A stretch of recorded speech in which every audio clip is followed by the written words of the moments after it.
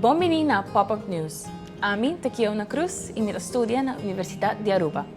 Ta ami afta het echt hoop calor e luna nan tras di lomba.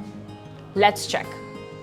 Usando as cifras do Departamento Meteorológico Aruba, nos porwak claramente que a temperatura promedio de luna de agosto e setembro é uma de mais alto. Durante a luna ng aqui, e cuecta surpassar 33 graus Celsius.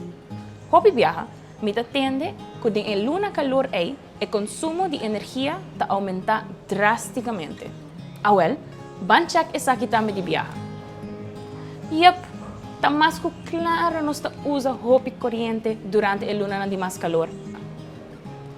Erco e fan, mister trabalha mais duro para manter casa, hotel e oficina fresco. Se nós tiramos vista riba a cifra, esta parece que o período pico está mais largo devido à temperatura alta, não somente na setembro.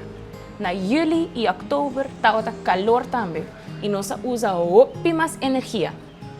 Pero esse não é o único crescimento do consumo de energia. Quase todo ano a demanda para corrente está subir, simplesmente para sobre nós usar mais e mais corrente. Período ng peak mais largo, para motivo de climate change, mais uso de aparato e veículo eletrônico, pero também mais urbanização, mais construção de projetos de cable e hotel.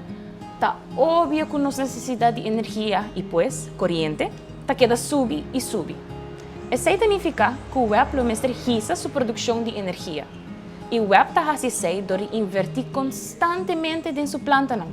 Pero segundo te explicamos, nós realizamos mês que não por que aumentar a produção para louco.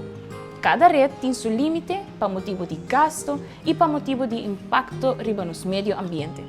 Também na Aruba, a parte de produzir mais, no futuro nós vamos utilizar corrente mais inteligente e eficientemente, menos waste possível.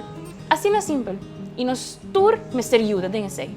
Menos adivo para a mesinha, hope de Pop-Up News aqui. Até outro viaje.